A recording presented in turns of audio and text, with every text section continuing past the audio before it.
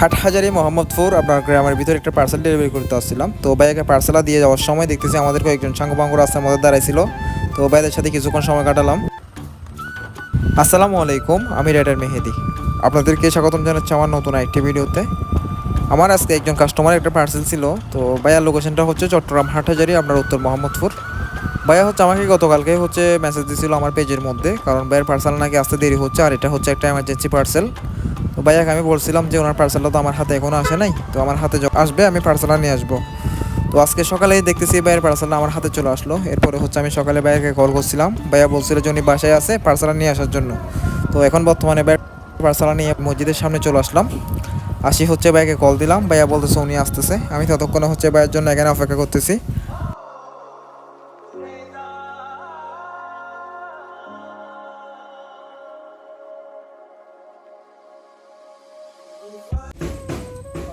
ভালো আছেন? আলহামদুলিল্লাহ। গতকালকে হিসাব চলে গেছিল।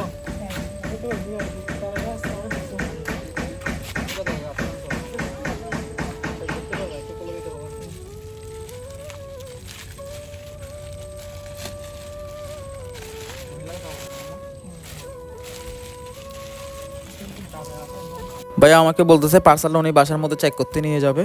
তো আমি বললাম আপনি যদি বাসার মধ্যে চেক করতে নিয়ে যান তাহলে পার্সেলটা আপনাকে এখান থেকে আনবক্সিং করতে হবে। তো এরপরে ভাই আমি পার্সেলটা চেক করে দিই, ভাই পার্সেলটা নিয়ে বাসায় চলে যাই। তো ভাই আস্তে আস্তে আমি এখানে অপেক্ষা করতেছি। তারই মধ্যে দেখতেছি যে আমাদের একজন ছোট্ট ভাই এখানে আসি। উনি আমাকে জিজ্ঞেস করতেছে আমি কী জন্য আসলাম। তো ভাইয়াকে বললাম যে এখানে একটা পার্সেল ছিল, এটা দিতে আসলাম। তো এরপর এখানে দাঁড়ায় আছে, আমি ভাইয়ের জন্য অপেক্ষা করতেছি, দেখি ভাইয়া পার্সেলটা আর টাকাটা নিয়ে কখন আসে। ঠিক আছে? তো হয়েছে।